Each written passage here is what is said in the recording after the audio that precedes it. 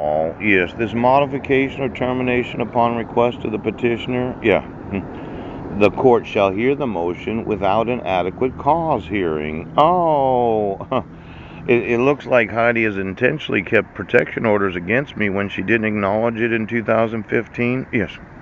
You would think that not acknowledging the order would have been sufficient to reason to remove it, considering it violates her civil rights and the forgery and fraud. Yes.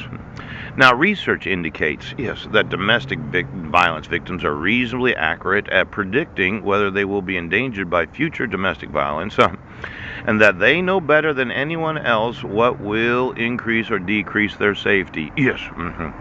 In determining, whether to modify or terminate an order upon the motion of the protected party, it is recommended that the court offer the petitioner the opportunity to consult with an advocate to discuss safety issues and other alternatives. Yes.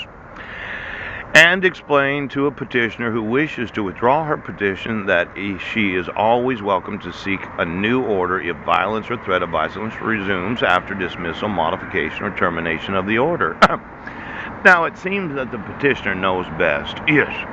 And the respondent has absolutely no rights, and when you issued it for 2 years, you intentionally made it that much more difficult for me to prove that I did not commit any domestic violence.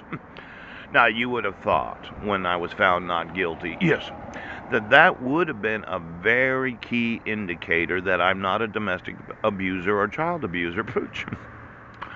But the petitioner's always right. Isn't that right? Now, when you don't give notice in hearing, okay, you have unnecessary temporary orders, and you violated my right to due process every time you issued one of those ex parte orders. Yes.